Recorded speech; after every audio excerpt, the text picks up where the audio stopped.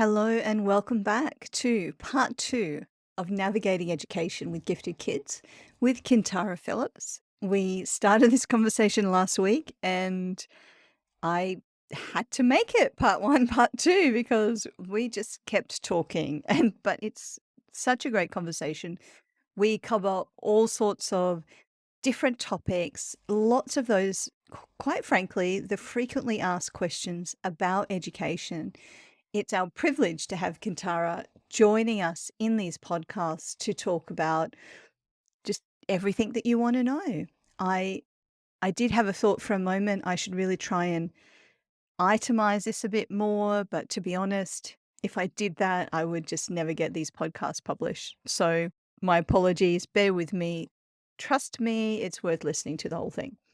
Kintara Phillips, our guest last week as well, a secondary English teacher for more than 21 years, with a master's in gifted education at University of New South Wales.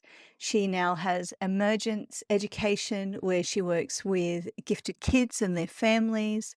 She also does professional development in school. She also teaches at university, prospective teachers, and drops in a lot about gifted kids during that process. It's a delight to have Kintara on the podcast again this week in part two of Navigating Education with Gifted Kids. I'm super excited. There's lots of great stuff in this episode. Drop us a line on our Facebook page or on Our Gifted Kids Instagram. Let us know what you think. Is there anything we haven't covered in these two episodes? Because I kept asking Kintara those questions and she kept answering. So I would love to hear if there's anything we've missed. You can subscribe with ourgiftedkids.com and never miss an episode, and we'll keep you up to date. But we do not spam. I have an inbox full of emails, so I probably do the wrong thing and just send you one. So join in the conversation. We would love to hear from you. And if these episodes have been helpful, which I'm sure they will be, thank you, Kintara, so much for joining us. It's been an absolute delight talking to you in these podcasts and being able to share this with everyone, because I know there's so much here that I just would have loved to have known when I was starting out on this journey. And it's a real privilege to be able to share that now, so that other parents out there, hopefully you listening, I hope this really helps. And let me know if there is possibly anything that we haven't covered, and I'm sure we can arm wrestle Kintara and get it back on for another episode. So thank you very much. Enjoy the episode, and we'll see you again soon. Bye. Hi, I'm Sophia Elliott. As a parent of 3 gifted kids, I'm here to talk about all things gifted, because I've been isolated and uncertain, and I felt like that parent. Then I found peace of mind, support, and my community. This podcast is about sharing that journey, actually parenting gifted kids, and connecting with advice and support. So we have everything we need for every member of our family to thrive. This is the Our Gifted Kid podcast. So, question for you, and so given for those parents who have gone out and gotten an assessment, Yeah.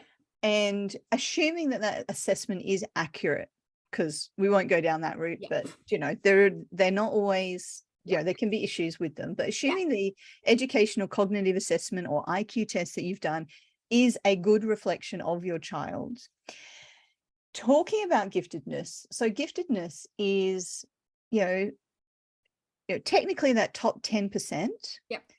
But then if you look at standard deviations, there's a lot between, as you know, the 90th percentile and like the 99.9 or even the 95th,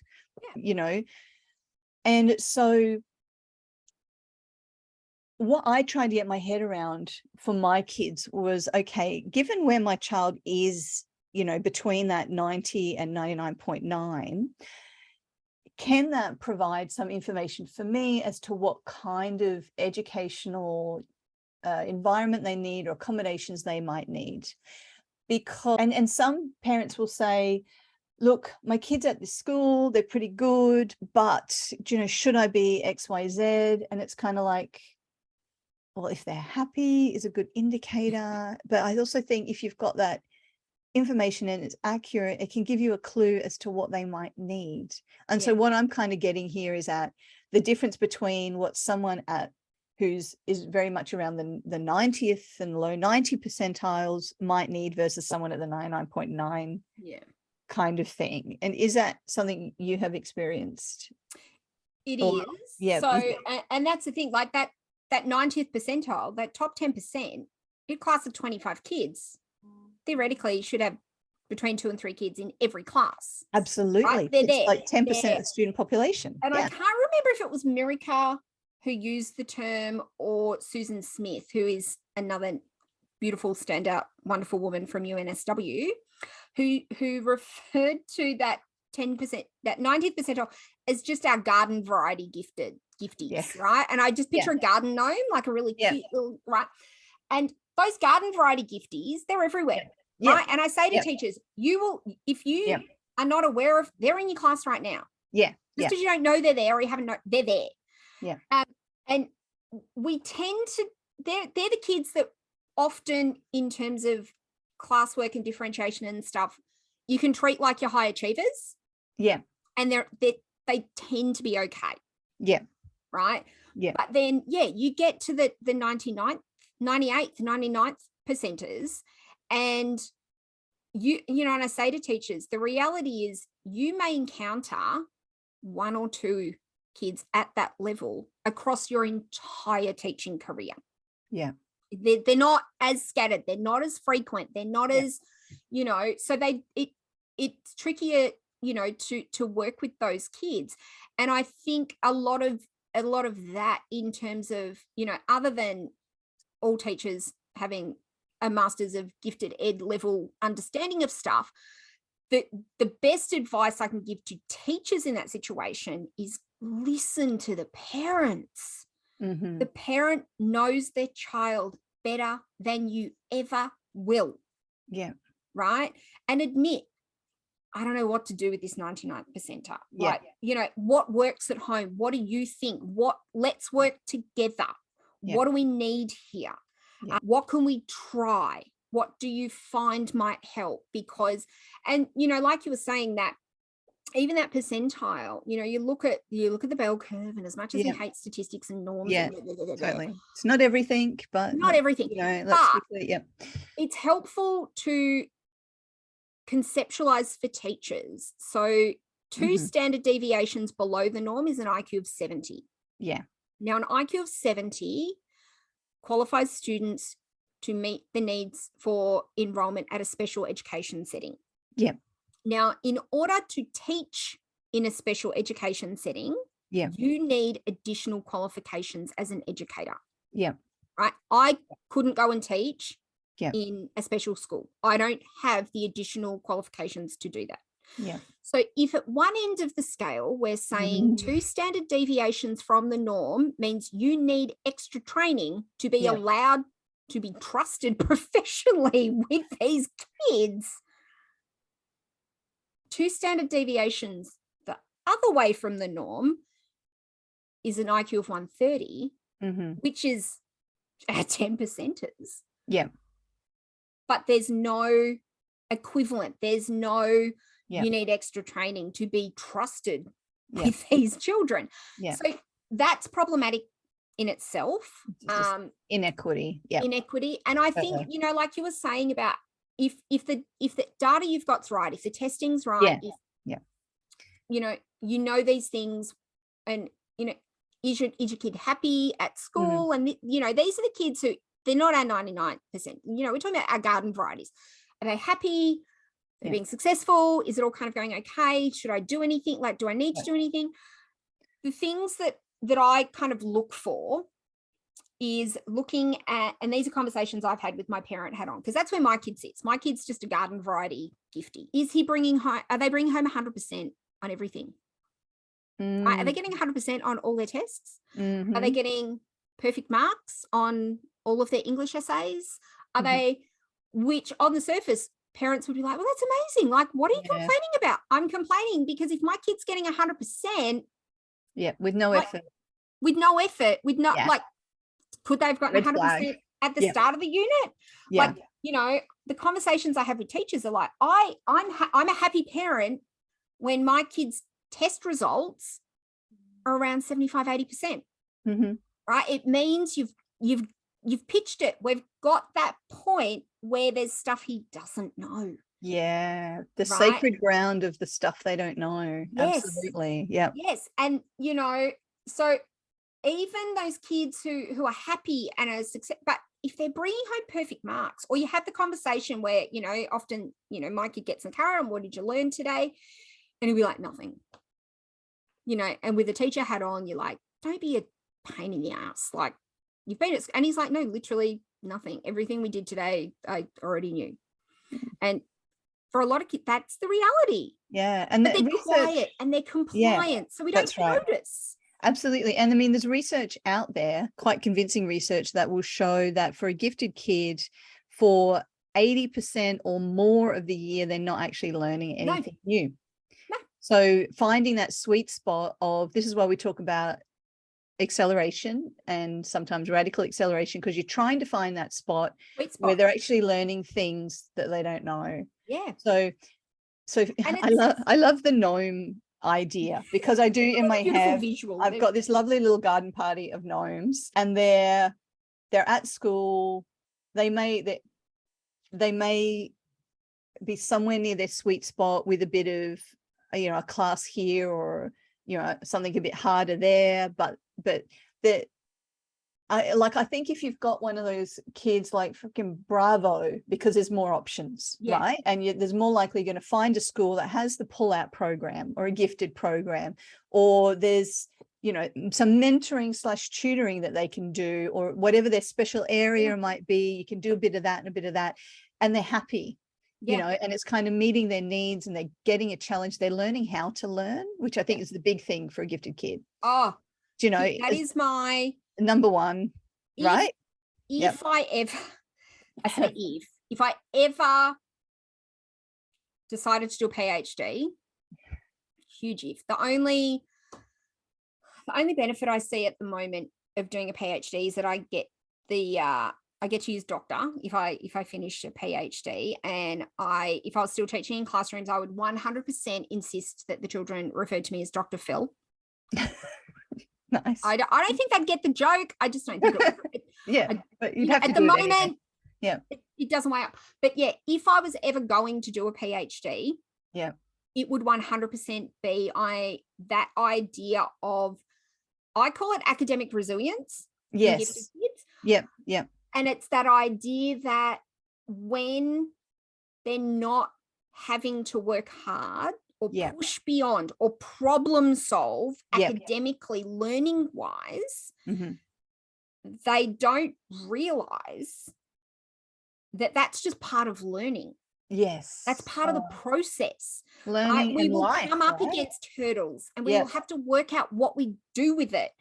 And what happens a lot that I see, because I teach at that upper end, I see kids come in at year 10, 11, and 12 who have cruised through, who have got straight A's and 100% on everything. Everything's just been really easy with minimal effort and study. And all of a sudden, it gets a bit real, gets a little bit more complex. The pace picks up. You know, in VCE in Victoria, you know, it's jam-packed. There is no time to review. There is no time to go over things again. And for lots of kids, that's the first time they don't get it straight away. And they don't know what to do with that feeling. They don't know what to do with that experience. And they will often throw their hands in the air. Can't do it, too hard. I actually don't like this anymore. This is not, and I'm the perfect example. First time, I remember the first time I hit that, and it was year 11 chemistry. I did 3 weeks of year 11 chemistry, withdrew from the subject. The only other subject I could transfer into was year 11 cake decorating. So I did, which I was good at. I love decorating cakes. That was the first time I'd ever not, and I had no idea how to push through it. So there's two things that I will share in the show notes for this episode. One is a YouTube video called James and Susie, and I share it all the time because it's freaking good. And it's a little cute little video about why learning how to learn is so important, like from primary. Yes. And a link to the podcast I did with Heather, who, like yourself, it's just about her experience of going to school and not having to learn how to learn. And then when she did, like, everything fell apart. So two great kind of resources there on that note, because this is the thing. We don't realize that our neurotypical kids, when they go to school, right from our very first experiences, when they don't get it, it's a skill to learn how to ask for help. Yep. It's a skill to learn how to find other ways of figuring stuff out. And if you don't learn those skills, like every other kid is like, if you get to grade 11 and you haven't learned that skill, every other kid in that school is 11 years ahead of you. Yes, so practiced those skills in that. Right? Yeah. So fundamental. So what we're looking for our gifted kids are not 100% straight A plus. It's actually, we want them to be getting, B's. We want them to be in that middle bit, or C's, whatever, but we want them to be stretched, learning how to learn, being uncomfortable. So even at discomfort, sitting in the discomfort that comes before growth. Sitting in the discomfort. Yes, it is. Even as a grown-up, I hate that place. Oh yeah. So that's our garden variety gifties. And like you say, there's a lot out there, and they need all of these things as well. But then we move up, and those standard deviations increase. So then we've got, in my head, I kind of have 3 zones, and they're a bit mushy, but it's kind of like that lower end of the 90s. And there's like, you've got more options and pull-out programs, and that's like a freaking great place to be in, because there's more options there. Yeah, there's more of them. Then you've got successful. They're not behavioral issues. They're not failing. Then you're not having meetings at school every second day when you've got a garden variety gifty. Yep. And then you've kind of got the highly gifted, which is at 95, 98 kind of thing. And then you've got the 99s to 99.9s, which are the other 2 categories in my head. Yeah. Because I think that's where, like, shit just gets real. Like, let's just face it. Because the accommodations they need are even more at the 95, 98 kind of thing, depending on the kid. But yes, let's not even depend at that level. But then again, it steps up again at the 99, 99.9s, right? Yeah. So if you've got a kid in those 2 kind of areas, in your kind of opinion, what kind of things are parents going to need to look out for in terms of how do you meet those educational needs? What was that? Sorry. Need to find unicorns. Unicorns, yes. Because schools and teachers who understand that, and who are open to what we all know, these kids need to be accelerated. Oh, right? Damn, they do. The studies and the research and the data that tells us those kids need to be accelerated. They need to be with like-minded peers. There is no long-term well-being, mental health, negative impact on, like, you know what I'm like? Oh yeah. You can, but in schools are so resistant to the acceleration. I'll tell you a story. Won't somebody think of the children? Oh my God. Oh. So this is my story of acceleration, and it's kind of like, so one of my kids, who is a 99.9, was in reception, did start 6 months earlier, not because of any other reason except for just birthday. Right. No one had ever kind of suggested that he was anything other than bright. So he'd already done, so we're into that kind of second year. So he had done 3 terms of reception already, but we're at the beginning of, the school year. We're in term 2. I've got the report that says 99.9. We've got the evidence showing that he is frustrated, unhappy, gifted burnout, classic. All is not well. That school did mid-year shifts. So there were kids in his class from reception going up to the grade 1, 2, 3 class, because it was a cluster class, but they would not accelerate him because they said his handwriting wasn't quite good enough and they were worried about his social emotional. And I just said to them, look, he turns 6 like next week. In his head, he has already transitioned to that class because that's the that's the 6-year-olds class. Not to mention friends from this class are going to that one. Yeah. So he's there with friends. Not to mention you've got a psych report here saying he needs acceleration. Not to mention it's a 1, 2, 3 class. He could actually be accelerated with that same group of kids, easily do grade 3 work or 2 work. Like they refused, and it blew my brain out. I could not get my head around it. And we obviously ended up leaving because like, what the? It's those little things that they hold, like, oh, his handwriting's not up to scratch. I know someone who was told, well, we couldn't accelerate because they can't cut in a straight line. Yes. It's the, well, we can't possibly let them have the next level up readers because what will they read next year? All of those things that you just, you're like. Yeah. So, and on that, gifted kids' handwriting sucks, and it will suck until they get older. So get over it. And let them do something interesting. Yeah, because when your brain works that quickly, your hand cannot possibly keep up. It is not a reason to stop them doing anything else. No. So I think we're in agreement. When you get to that highly, profoundly gifted, kind of the 95, 98s, and then the 99s, you need something very different. Yeah. And your school, and it sucks to be the parent of that kid because it's hard to find that. Yes. And that's what I'm saying. Like those kinds of schools. Yeah. Are like finding a unicorn. Yeah. And that's why so many of those end up homeschooling, right? Yes. Like, because it's just like there's so few options. Yeah. You know, and I think, I suppose one of the other things that connects back to what we were talking about earlier about things to look out for when you're on that kind of journey, if there's an inflexibility like from the beginning. Yeah. Right. Red flag, walk away. Like, and I use the example of, talking to schools for looking for a part-time enrollment.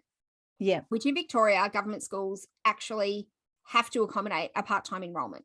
Okay, that's interesting. Yep. Like it's there. It's a thing. There are ways that you put it in the timetable, other educational, it's a thing. Yep. And, but a school that from the outset was just like, no, we cannot accommodate a part-time enrollment. And it was like, I could have gone in all guns blazing, pulled out the documentation, pulled all and just gone bang, bang, bang. Actually, you can, this is a thing. But if you have to convince a principal at something so foundational, you just walk away. Yeah. Because it's just, if you're fighting little things like that already, you're just going to keep fight. Like it's not going to change. Yeah. So, finding those schools that will accelerate, that will, is just so hard. Yeah. That, the 99th percentiles who need the radical acceleration even more so. And I think you're right. I think that's why there are so many at that level who are homeschooling, because it's the only way. And it's, it is, I don't want to use the word burden because burden feels like a really, unfair word. Our children are not a burden. No, yeah, totally. But if your only option is to homeschool your kid for them to learn, for their own mental health, for all of these reasons, one parent can't work or two parents have to work part-time. That's, that's a financial burden on a family. That is, maybe like for some families, it would be cheaper to send your kid to a fancy, expensive private boarding school than it would for you. Not like for me on a top teacher salary. Yeah. That's a massive income loss. Yeah. Which makes all of it. So there are all of it that when you just go, just put the kid up, like, especially like your situation, when the next level up was already a 1, 2, 3. I know, right? It was rocket science, people. It was so obviously the right move do you know, and that's the thing. It's kind of like when you, like you said, when they're so inflexible, Yes. when they're so inflexible, you just know that that journey will be bashing your head against a brick wall. Yep. You know, and it just sucks to be in that situation. It does. It's not fair. It's not right. It's not okay.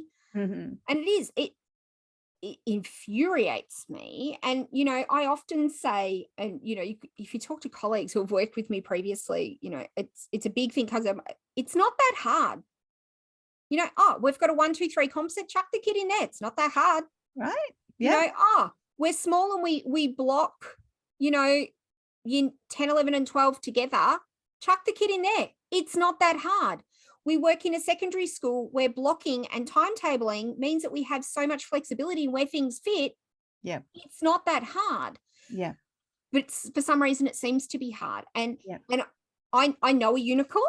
And I knew I'd found the unicorn when I was chatting to a principal. And I said something, I made a comment, can't remember what I said. And she looked at me and she goes, well, yeah, it's not that hard. And I was just like, all right, if anyone says it's not that hard, we can do that. Not that hard. Like golden words. Yes, golden there's a words. green flag. Yeah, totally. And it's a bit of a running joke between her and I now. I see her quite a bit because of the work I do with universities and pre-service teachers. And it's a running joke now that whenever we chat, before I leave, she's like, Kintara. I'm like, yeah. She goes, how much? I'm like, what? She goes, initially, what? She goes, how much? How much would it cost to get you back in the classroom here full time? And you can't afford me. And now that's the joke. That's how we say goodbye to each other. Kintara, how much? I'm like, too much. Too much. Too much. Too much. But yeah, so I wish I had an answer. Like I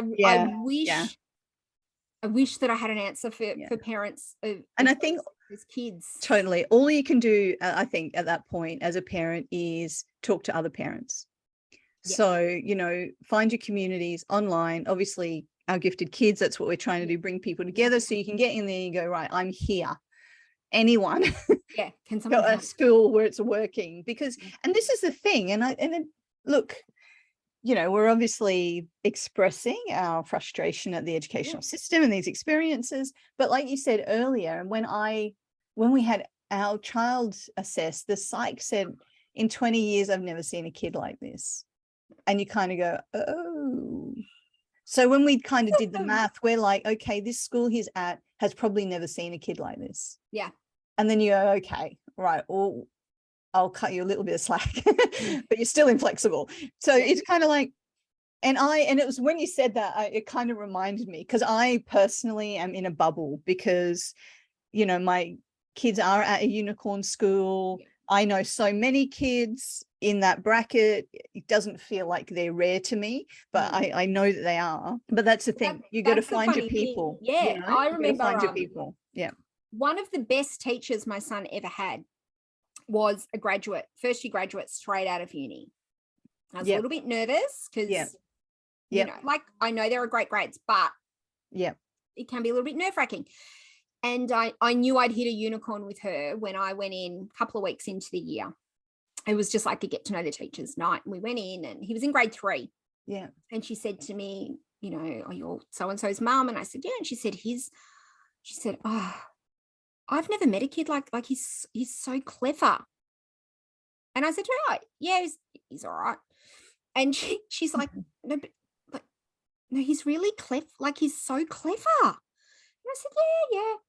And she was so beautiful. And she said, look, maybe it's because you work with high school students. Like I know you're a teacher and I know you work with high school. Like maybe you don't realize how clever he is because you're so used to and more. And I said, look, yeah. And I said, but I also have a master's in gifted education and spend quite a bit of time working with kids who are like profoundly gifted. My kid's a little bit gifted. Like he's clever. It is fun. So yeah, that like, yeah, I spend time with lots of kids like that now as well. So like, yeah, my kid's like so bog standard average that I'm surprised when people are surprised by it. I'm like, oh yes, whatever. But yeah, it is that. Yeah, we do move in circles. I think where like, yes, the 99.9% are rare, but then no, there's plenty out there. There's like, plenty out there. There's lots out there. There's still when you find your tribe, yeah, you know, they're there. And we often will talk about on the podcast how important it is to have your like-minded peers, because you need people in your life who reflect you back at you. Yes. 100%. And kids need that from every age, from the moment they start crawling way too early. Do you know, like they need other kids around them who are quirky like them to reflect back to them who they are and who we are, so that we feel that we're not alone in the world. Everyone wants to see themselves represented in the world, regardless.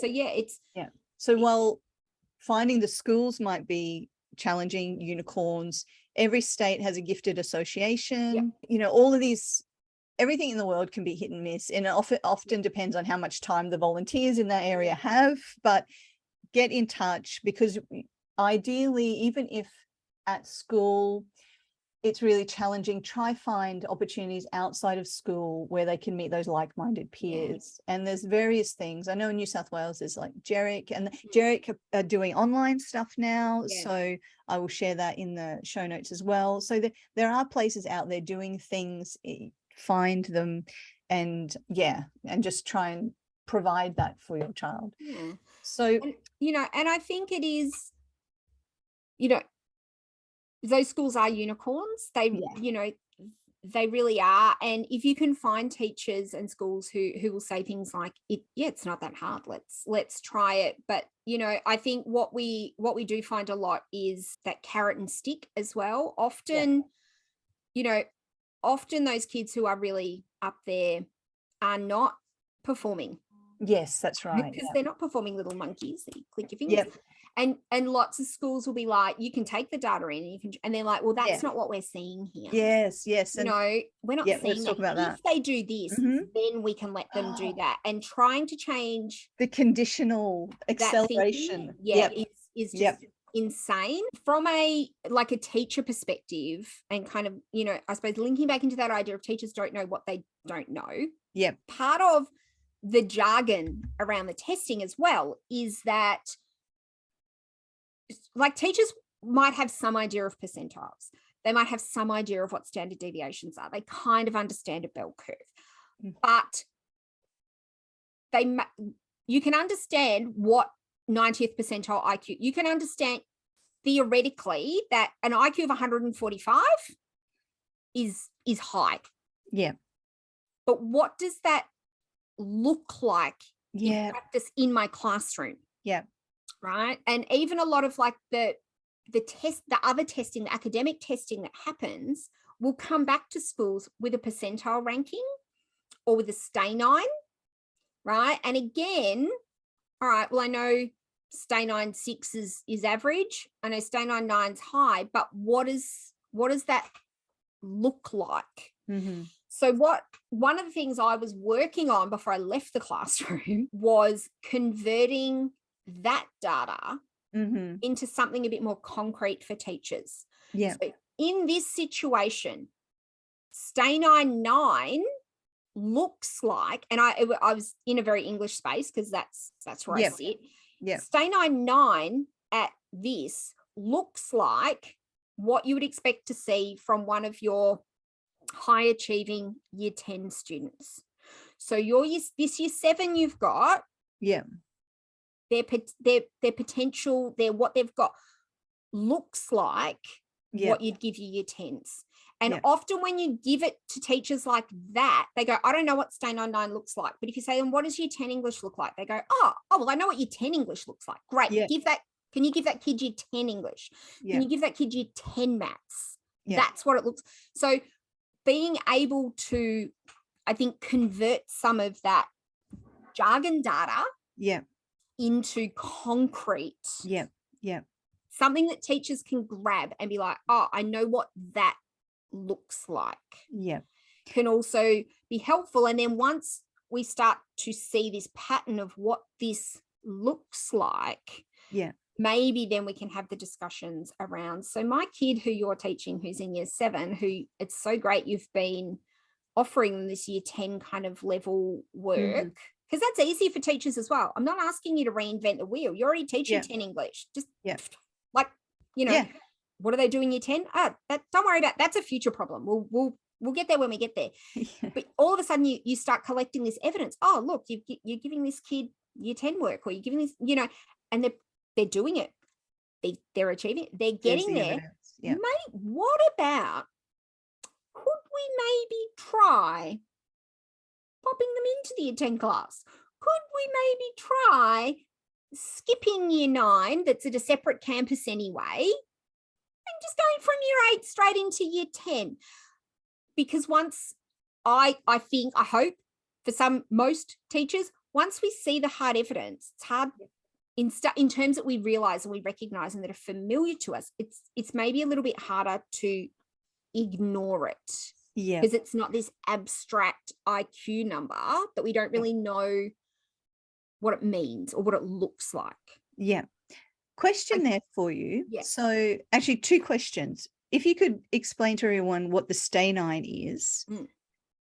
And also I want to ask you about gaps in learning. Yeah. So do you want to start with the stay-9? Yeah. So stay-9 are similar to percentiles, and they're kind of based around, there's a whole, I'm not a maths person, there's a whole formula. There's like questions have weightings on complexity, and we see stay-9s a lot. The common kind of achievement testing we see in schools tends to be PAT testing. Mm-hmm. We see a lot of PAT testing. So PAT tends to spit out stay-9s Right. to parents Yeah. or to classroom teachers. Yeah. PAT testing is actually fantastic and super helpful if you can get access to the absolute raw data. They won't let me have access to that anymore because I'm not a school. I can have the real, oh, you can have this. And I'm like, that I don't want that. That's superficial. That's rubbish. That's not what I want. So but when I'm in schools and I get that raw, that can be really handy. But it's like this formula goes in, and what you're looking for is a student who comes out at stay-9, 4, 5, or 6 is performing, because it's performance, right? It's academic testing. It's not potential, it's current performance. So stay-9, 4, 5, or 6 suggests they're at the expected standard for that year level. Yeah. Right. So you would give a year 7 the year 7 test, and if they came out at stay-9, 4, 5, 6, you'd be like, right, we're right. We're in the right spot. We're in the right spot.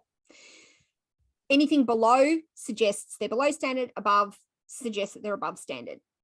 So you might get, I always use 7s because they're easy. You might get a year 7 whose English testing comes out and they're stay-9, 9.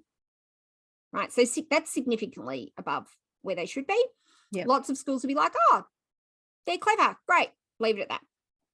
I see that and go, retest, level up, let's go. And I would never, if I saw a stay-9, 9, I would never administer a year 8 test to the year 7. I'd go up 2 year levels. So if I had year 7s that were coming in stay-9, 9s, I'd throw the year 9 testing at them, because we don't want to overtest them. Like, we don't want to then give them year 8 and they get stay-9, 9 again. So then we're giving them, stay-9, 9 again. And the idea with above level testing is that you are trying to find the point at which that kid hits stay-9, 4, 5, or 6. Yeah. Because then it's that concrete. You can say to teachers, right, it took the year 9 book to get the stay-9 where it should be. Yeah. So this kid, that's where their current performance is. That's where I need you to be pitching the content to them. That's where that's the level the complexity needs to be at. Yeah.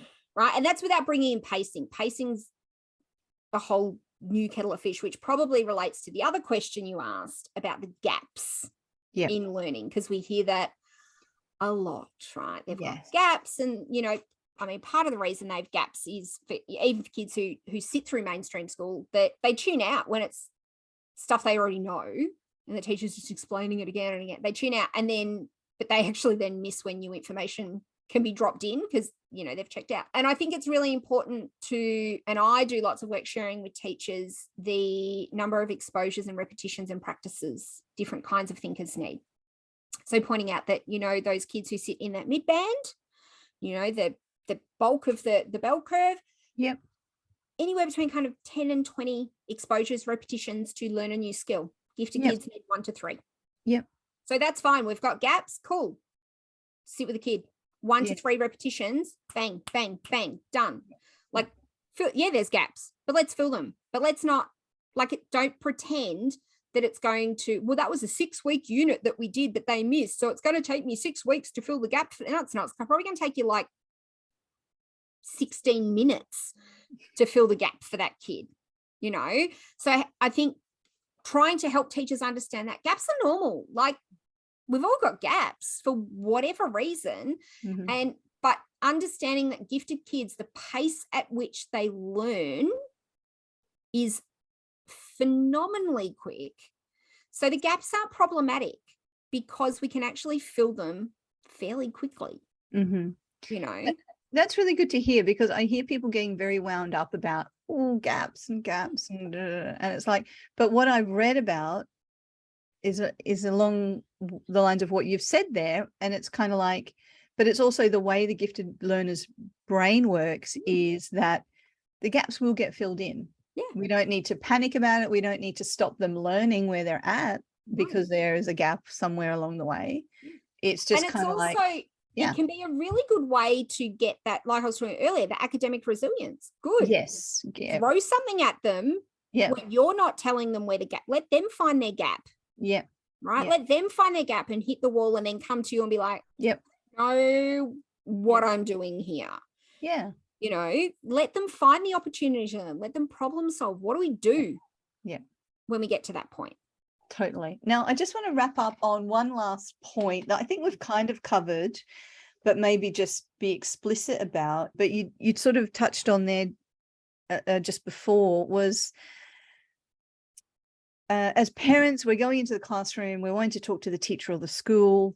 We may have a student who is demonstrating what they know, which makes things very easy, but we may more likely have a student or a child who is disengaged, has behavior issues, or isn't showing them what they're at for various reasons. And so then that conversation to get the school to believe the parent that, no, at home they're reading chapter books. But here they're refusing to read this Cat Sat on the Mat book. And it's kind of like, well, because they've bored out their brain. But at home they're reading chapter books. But it's kind of like, but they're not showing us where they're at. And we need them to jump through this hoop before we're going to give them something harder. Like, if you're at home listening to this going, oh my God, that's me, that is a lot of people's experience, unfortunately. So any kind of words of advice about that? Look, I think it's all about how you go into those conversations, right? So drop your armor, right? And come from that, it sounds horrible. Play dumb a little bit can sometimes help. And by that, I mean, in those kinds of situations, that's really interesting that you're not seeing these things at home. I'm really surprised about that you're, like play along. Is there, and things like, kids who they're fine here, we don't have behavior, they're not doing anything. Okay, because what we notice at home is when they're really quite anxious or not coping, these are some things that they do. Have you noticed that in the classroom? And the teachers might treat, and they might be like, oh yeah, they do fidget, or they do tap their knee, or they do twirl their hair, or whatever the case may be. Or you say, or they go, oh no, maybe, like, I know you haven't noticed it. Do you think maybe, like, do you want to just maybe keep an eye, like, see if you notice anything in the next week, and is it okay if I give you a call or drop you, if I'll get in touch with you next week to see if you've noticed anything. So I think that, pointing out some of those things that teachers, and asking them to kind of look for. And I do the same thing with kids, right? I treat adults the same way as I will say to kids, what do you think you're struggling with now? Like, it seems like this is happening. What do you think might help you? What do you think's going? And often they're like, oh, because it, and I might say to them, all right, well, do you reckon we could maybe just try and pay attention over the next week, and I'm going to check in with you and just see if anything stood out. So I think those kind of approaches can be helpful. And, that's where I made that. Should you have to do that? Should you have to? No. Yeah. Is it helpful? Yeah. you know. And same as, about, the kid that's being labeled naughty, which Yeah. I just at that, Yeah. and, Yeah. the whole, children aren't being a problem, they're having a problem. Yes. And, Yeah. and we need to work through that. But again, those teachers who are like, no, your kid's naughty and they're just like inflexible, and you can, Yeah. you can just see. I'm always like, you want to model the behavior you want from the teacher, right? Yeah. Yeah. Kill them with kindness. Yeah. Yeah. But that same approach, we don't see those explosions at home. Mm-hmm. Could you help me understand what might have been happening in the classroom? Maybe, can you help? What was happening before? What actually happened? And then stepping through that, do you think they reacted that way because they were trying to like achieve something or access something, or maybe they were trying to avoid something that was happening? Mm-hmm. Teachers might be, oh yeah, they were, they call out all the time and they're just trying to be the center of attention. Yeah, no, I can see how that calling out, is they're excited to share what they know, and they really want to connect with you and let you know that they're listening and learning what you're saying. But I can also see that I can see how that's not helpful in a classroom. What might be more helpful? How could we come up with something that's maybe more appropriate in the classroom? Could we try those strategies for the next week? Is there anything I can do from home to support? Is it okay if I check in with you a week from now to see if there's been a change? Again, should parents have to do that? No. Yeah. Is it helpful? Maybe. Yeah. Hopefully, fingers crossed, because as we know, gifted kids will mask. They will, like you said, code switch. Yes. And they will hide, and they're very clever, you know, and that can be really challenging. And because legitimately a teacher may not be seeing any giftedness. No. I mean, if they don't know what to look for, then that is going to just look like that they're fine. And so it can be really tricky to have those conversations. But I really love like you said, we need to model the behavior that we want to see from the teacher, just like we model the behavior we want to see from our and kids. you can walk out of those meetings and get in your car and like scream into a pillow and swear your head off. Yeah. But in those moments, those Yeah. people who are super inflexible, I always just kill them with kindness. Yeah. Kill them with kindness. Yeah. You know? Yeah. Absolutely. And it doesn't always work. There are teachers out there who just, that's right. Should walk away from it. But there are also teachers out there who want to know more, who want to do better, who want to work with you to learn how to support, you and your child and your family. I'm not that much of a unicorn. I'm not the only one. I know that there's others because I'm friends with them. I talk to them. I work with those, these teachers, and that's just in my little, I know they're there. Yes, absolutely. And we started the podcast by acknowledging that as much as this is a very challenging situation, and schools and teachers and education is incredibly challenging, we acknowledge that one, teachers just aren't trained in this area, and two, it's not every teacher, it's not every school, and they're out there, and oh my God, they're out there, and trying to do the best they can to meet the needs of our gifted kids, and we just got to find them. And I think it's been a wonderful conversation today. Thank you so much. Thank you. There's so much in that, because I think parents, we just need that validation. We need to know it's not just us. We need to know it's okay to be that parent, because you got to advocate hard. And I'm sorry, it's bollocks.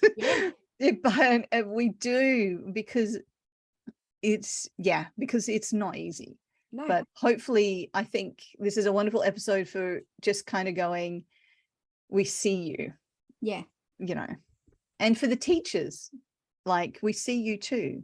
We know it's hard. And for those ones trying to do better, thank you. My goodness, thank you so much, because we need you. And those teachers, more than ever in the current climate, need to hear it. Oh my God. Yeah, totally. Need to hear it. If you've got a good teacher, please let them know. They don't need gifts. They don't need they just need you to see them and to say thank you. Yeah. Yeah, definitely. Now more than ever. Yeah. Yeah, for sure. Well, thank you so much. So as we end, let everyone know, how do they get in touch with you and Emergence Education? And I'll share the link, of course, in the show notes and stuff, but is it just kind of get in touch via the website? Yeah, so we've got a website it's there. I had to learn how to build a website. I know the feeling. Anything that's wrong with it's 100% my fault. I'd never built a website before, but it's running. And we do have a Facebook page and an Instagram. It's all very quiet. It's still it's a baby project. I hear you. It's okay. You know, sometimes I've got a lot on stuff. Sometimes you can't. Yep. Yeah, but it's a baby project that we do want to grow. That we do have some real long-term goals for. But like reach out, ask questions. We will answer what we can. Let us know if the idea of online group stuff appeals, or face-to-face group stuff, or like what can I do? What does the gifted community need from me? Yeah. What can I, where's the gap that I need to fill? Yeah. Absolutely. Yeah, absolutely. So thank you so much. I look forward to you updating us anytime, and when you're doing, as your journey grows and Emergence grows and you're doing different things, keep us in touch so we can share it with everyone. It's super exciting to have more people in this community providing services, doing the work. Like you said, we need it. Thank you for doing it. It's a pleasure. Like I said, it's where I nerd out. Yeah, totally. And just what a privilege to nerd out in such an amazing community, like kids and parents. Like seriously, mate, so interesting. These kids are the best. Yeah, totally. Yeah, it's so much fun. It's so worth it. Excellent. Well, thank you so much. Thank you. If you enjoyed this episode and it inspired you in some way, I'd love to hear about your biggest takeaway in the comments. For more episodes, you can subscribe, and to help others find our podcast, please leave a review. You can find show notes and more resources at ourgiftedkids.com, and connect with us on Facebook and Instagram. See you in the same place next week.